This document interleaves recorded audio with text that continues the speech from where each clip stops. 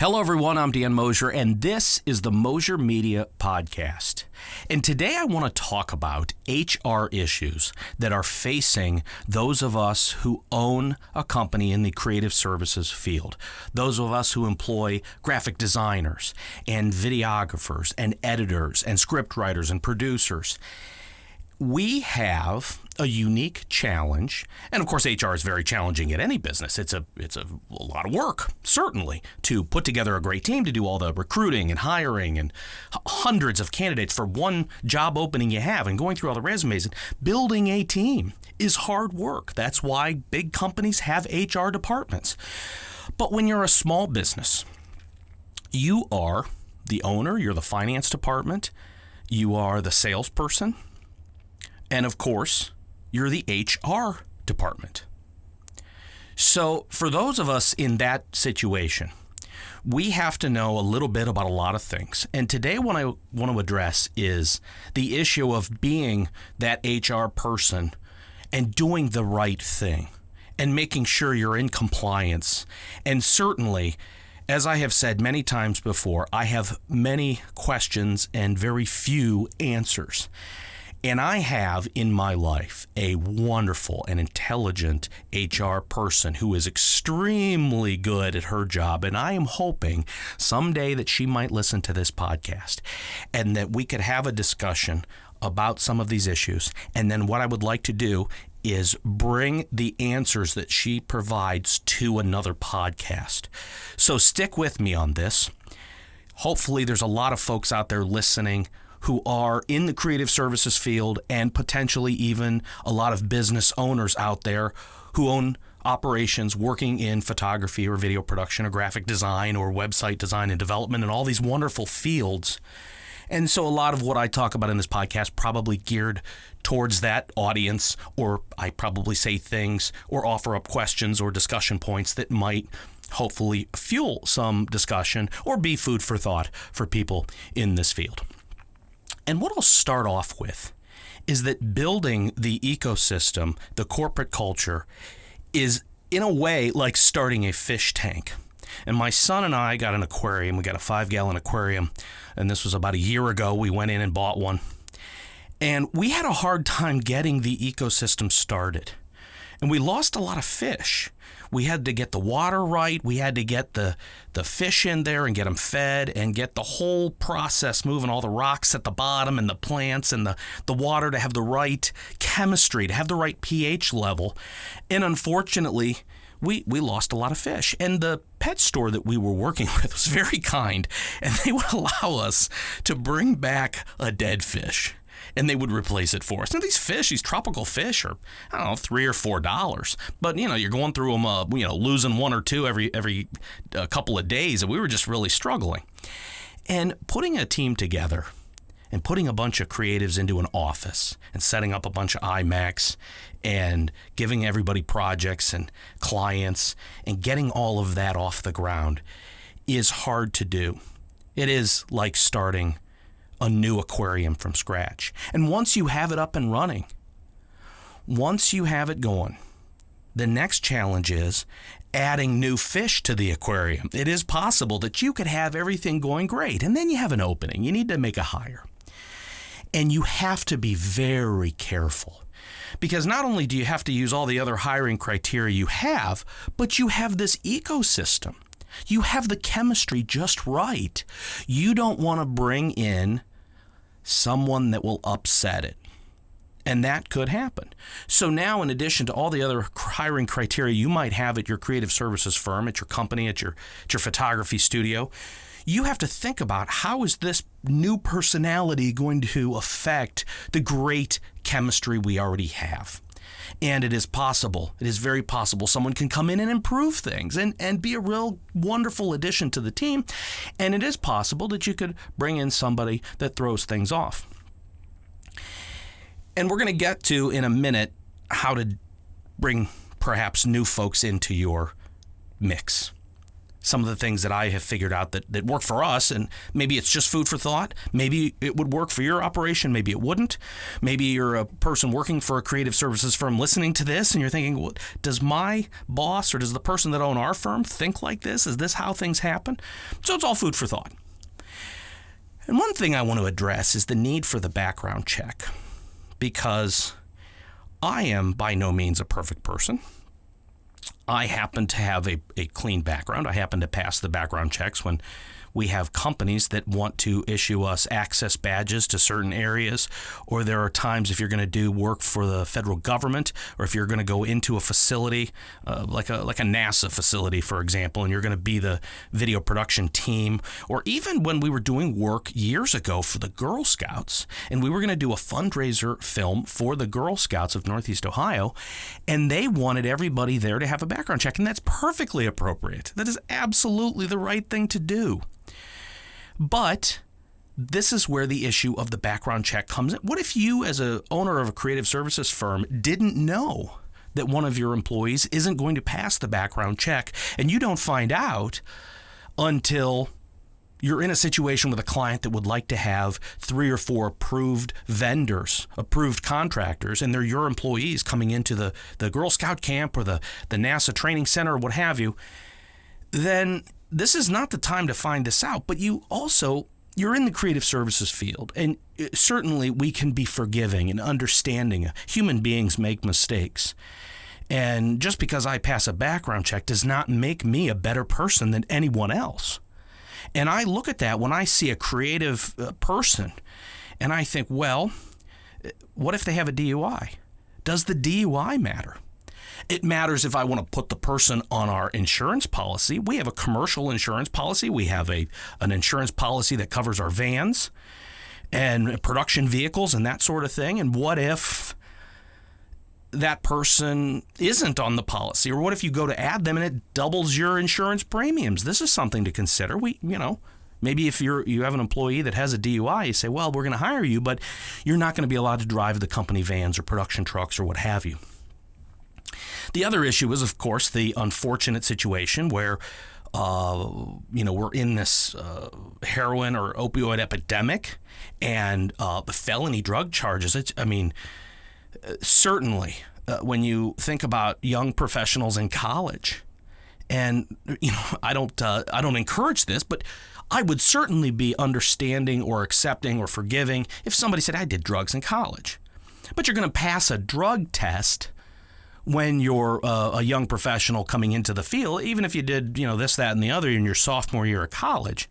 But the problem is, what if you did something and you made a huge mistake? They are, and this is not a discussion that we would get into here, but they, being the justice system and the court system, are handing out drug felony charges left and right. I mean, it's and once you get that, you're done. You're done. And so what do you do with the felony? And certainly there's different levels of felonies, and there's different charges. A felony gross sexual imposition sort of thing is different than a felonious assault is certainly something that we probably couldn't have without question. And I really don't want to get into what Mosher Media's specific policies are here. I am throwing all of this out as food for thought.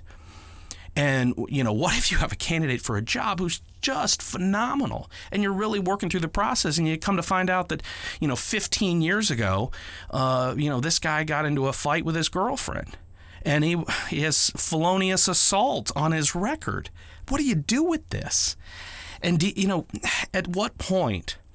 And one thing I'm going to say about this, and here's an example, is you can be a registered sex offender if, while in college, you were out drinking with your buddies and you stepped off to the side at 2 o'clock in the morning. You're walking home. Let's say you decide to be a responsible person. You're going to walk home from the bar, but you have been drinking all night with your college buddies, and you need to go off to the side because you've been drinking all night.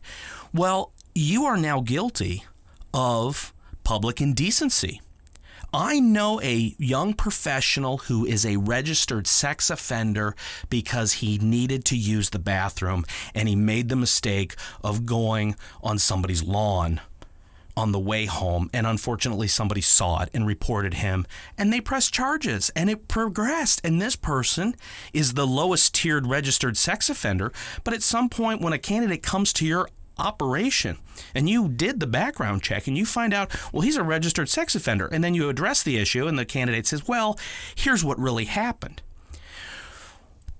The overall summary of all of these issues is, how does this candidate affect your ecosystem? You're going to add a new fish to the aquarium. What's going to happen to the other fish? And employees who made all the right choices, perhaps, or didn't wind up in a bad situation, or maybe they just simply didn't get caught. But employees who are squeaky clean don't want, in a lot of cases, they don't want to deal with this. They don't want the person sitting next to them unable to drive the company van. They might not want someone next to them that 15 years ago got into an altercation with their girlfriend and has this criminal record. So it's about you as the employer deciding what kind of culture you want, what you're willing to accept. But in a lot of cases, in so many cases, as the employer, you have to set your needs aside. Sometimes you have to set what you want aside. Certainly clients come first, and perhaps employees come second.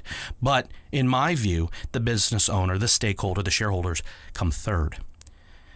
And employees, again, who are squeaky clean, and many of them, when they're squeaky clean, they end up progressing in the operation. They end up running the shop. They end up getting the big projects, or they end up managing the big clients and that sort of thing. And you really have to defer to them and say, hey, if I'm going to bring this person in. And this is where I have to go to the HR professionals. If you as the business owner do a background check on a graphic designer or a video editor, somebody you want to bring in and put on the payroll, do you have an obligation to share their background information with the rest of the team? Is there a privacy law? What are the laws here? What are the rules? And again, this would be a perfect example of a situation where I have more questions than answers. I always make this joke, and it's just not funny, but I tell it anyway. I have 48 credits at the University of Akron. Between 1992 and about 2003, I did more video projects as a freelancer and more traveling for the big client than I did college. But somehow, through a class here and a class there and the 640 class, the Intro to Business, Intro to Marketing at 6:40 in the evening at the University of Akron's College of Business Administration. This was wonderful. But I did 4 classes a semester, maybe, and some summer, and here I did classes here and there. So the point being is I'm not qualified, probably not even qualified to have a podcast. I am qualified to throw things out there to get the discussion started. But we're getting a little off track here. And the real summary of what we were saying there is, do you as the business owner have an obligation to share the background information of other candidates as they come into the operation? What's the liability? What's the law? What are the rules? What's the right thing to do? Ultimately, with so much of this, it comes down to what is the right thing to do to be fair and reasonable for clients, for employees, for your operation that you've spent your life building. And what's the right thing to do to protect these groups, clients, and employees, and you as the stakeholder, and anything that threatens any of these groups threatens the whole operation. The whole thing falls apart if you bring someone who was convicted of some horrible crime against a child into a camp full of kids. Or if you even attempt to do this. And certainly, you need to do the right thing, and you need to protect everybody involved. I want to spend a minute talking about the idea of contractors versus employees on the payroll. And the reason this is very relevant in this discussion is, could you potentially work with somebody, a freelancer or a contract individual as a contractor, to solve two issues here. Number one, your crew in a contract employment relationship could get to know the candidate. They could get to understand their attitude and their workflow and their general philosophy and a little bit about them.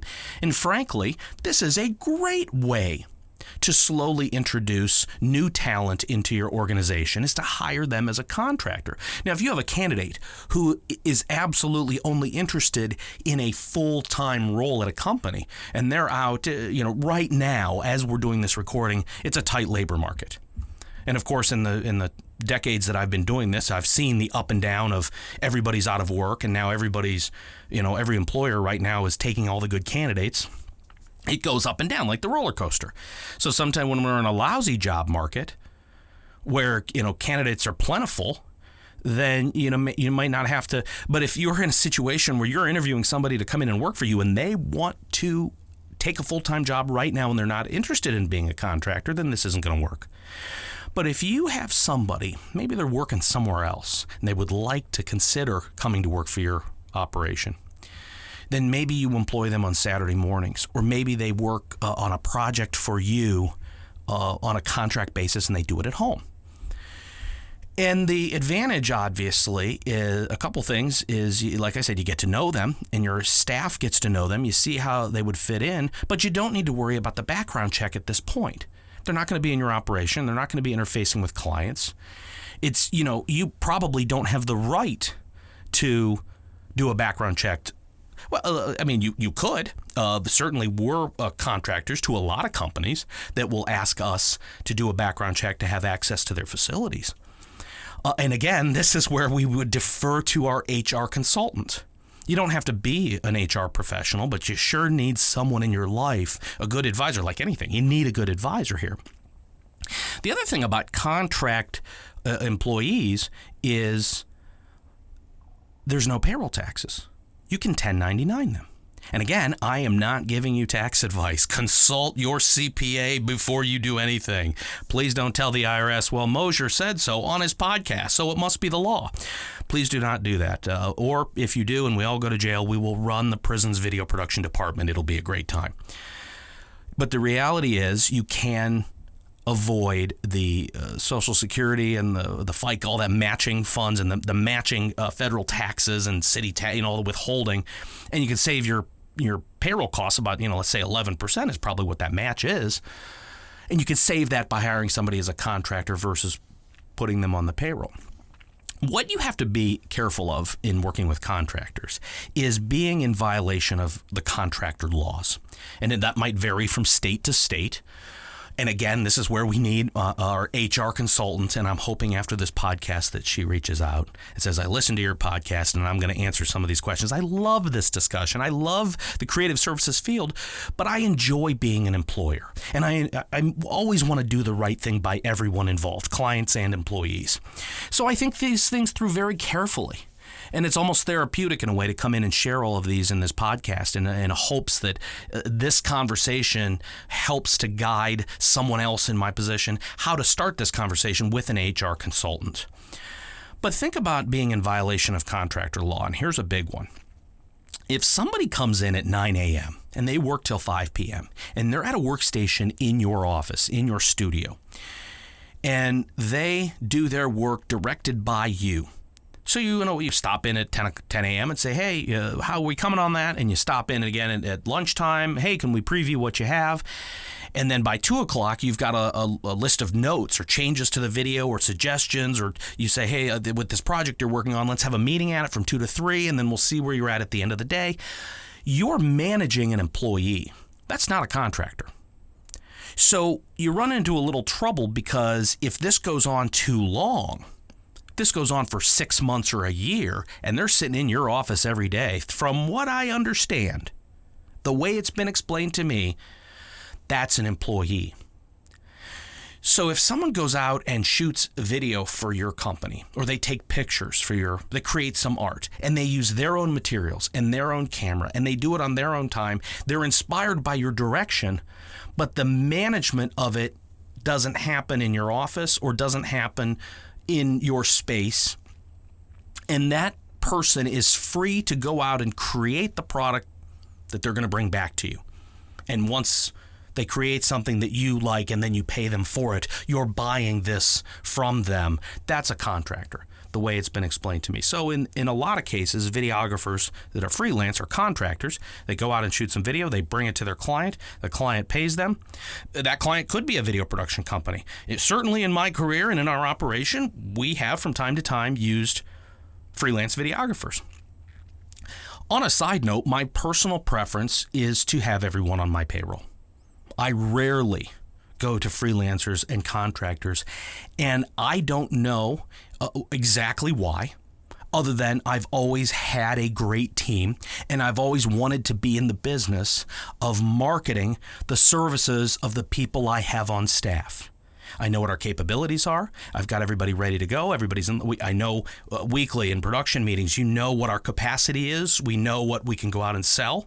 We know when we need to find more work. We know when we need to back off the marketing because we have too much work. We know how to manage our capacity. And frankly, the contractors can be a great way to manage capacity. In the times that we've gone to freelancers or contractors, picked up the phone and said, "Hey, do you have a videographer friend that I've called my friends and say, hey, are you available? Do you have somebody that could come and the other thing is, I don't want a contractor or videographer that I don't know meeting me for the first time on a shoot. So there's the work of, if you have these contractors, you need to get to know them, do projects with them, maybe even make up projects, so that if you are going to go to contractors or freelancers, that we have folks that we're not meeting for the first time in front of a client on a shoot. This is certainly not a good practice. So for all of those reasons, I've tended to lean towards using mostly our own staff or people within our circle, people we're comfortable with on our work. And frankly, this is another good reason to run an intern program. And with that intern program, we have a couple of projects in place that are my passion projects. There's a couple things I do around Akron, Ohio here that are things I'm involved in, that are perhaps things that Mosher Media or some other production operations I'm involved in. Maybe we donate, or maybe we do things for the community, and much of that involves producing videos for nonprofits or for good community organizations. And frankly, these projects are a great place to bring a new person into the operation. And whether it's running your intern program to keep an eye on the young talent coming out of college to see who might be able to take an entry-level position in your operation, an intern program is phenomenal for that. But in terms of professionals with years of experience and bringing them into the operation, a great place for that is my community projects. And the community projects are the real deal. Many of them have Mosher Media stamped all over them. These are my projects. People come to me and say, hey, could your team help with this? So there are things I get involved with in the community that I'm donating because I like to do good community service. But the side benefit of doing these projects in the community is that it may or may not be the regular Mosher Media staff. It may be contractors and freelancers that I'm just getting to know. And the flip side of that is they need to get to know us. If you've got a freelancer or contractor and they've been doing this 10, 15, 20 years, they might have their own roster of clients. They might be looking at Mosher Media going, would I want to take a full-time job there? What do these folks like to work with as a client or as an employer? So that they're really auditioning us as much as we're auditioning them. And that goes back into the ecosystem. And how do you add a new fish to the aquarium? And the intern program and doing community projects where you work with somebody that you wouldn't normally get a chance to work with, or you wouldn't pick up the phone and say, hey, I've got a shoot next week, I need to staff it. You want to have worked with the person. You want the talent to know our corporate culture, to know our operation, to know us, and certainly in front of a client, you don't want to be meeting somebody new and say, oh yeah, Jeff here is part of our team, but we're just meeting him. That doesn't make the client feel comfortable. That how does Mosher Media show up and they don't know their crew? So again, this is a great way to have those freelancers and contractors just do those passion projects and do them on a Saturday. And one other idea I'll toss out here. What if, in our aquarium analogy, And let's say you've built a team and let's say you've got a team of 6 or 8 creatives and they're doing great work and you've got a video production company up and running. What would be wrong with having another Aquarium? And I do some consulting work and I'm involved with a lot of different production studios and creative departments and I enjoy, and each one is different. Every ecosystem is different. No 2 creative services firms have the same corporate culture. We're all different. And so frankly, another idea in terms of managing creatives and putting a team together might be to have another Aquarium. It might be that you put together a team of young professionals in a room, in an operation, and then you solicit business specifically for that team. And there's wonderful talent out there coming out of college. And so you might decide, in my second Aquarium over here, I'm going to market this group under a different name, and I'm going to have these wonderful professionals that are just a year or 2 out of college, and they're going to take on those projects that might not have the proper funding or the right amount of turnaround time available, or just the resources in general, or maybe the business need for this project isn't great, so the funds to do up a real high-end video have not been allocated. The company or the client, and it's their money, the clients can do whatever they want. If they say, hey, we're only going to spend X amount of dollars on this video because it's an internal piece, it's only going to be viewed by so many people, it's important to us to have a video, but we don't need to do it up the way we do our marketing videos. It can have a slightly lower budget. You might look at that project and go, wow, I've got a team for you. I've got this other, and in the back of your mind, you're thinking, I got this other Aquarium. This is a different kind of fish. And they do a great job.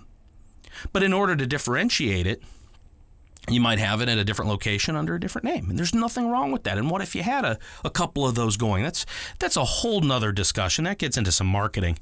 But again, this is a great way to do recruiting for your video production operation, your creative services team, is to have that extra team, that second Aquarium.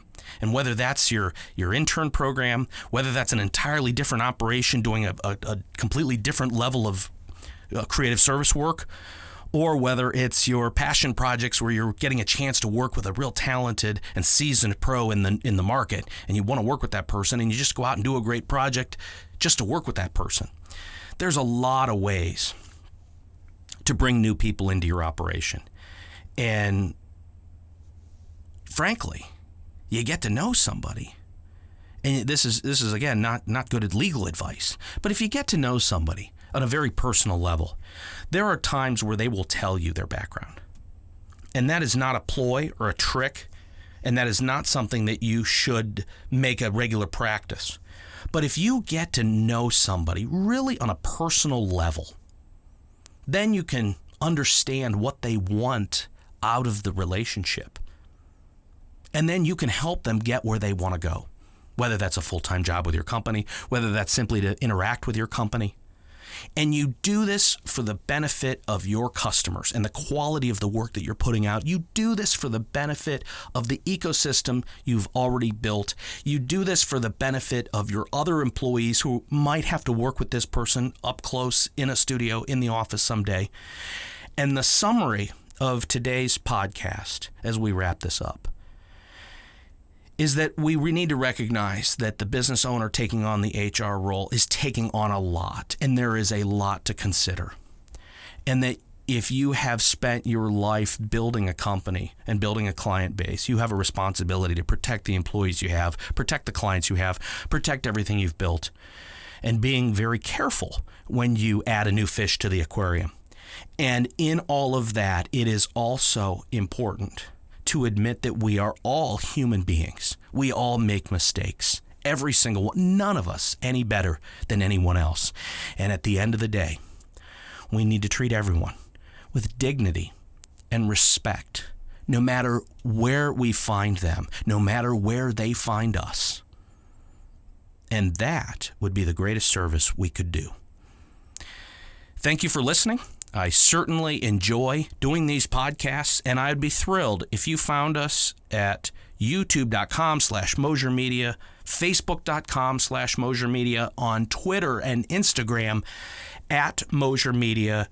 My email, Dan at moshermedia.com, and I certainly hope that this starts a great deal of discussion, and I would love it if my brilliant HR professional listens to this, reaches out, and says, I got to tell you, listen to your podcast, and you're crazy. I get that a lot. Thanks for listening. Have a great day.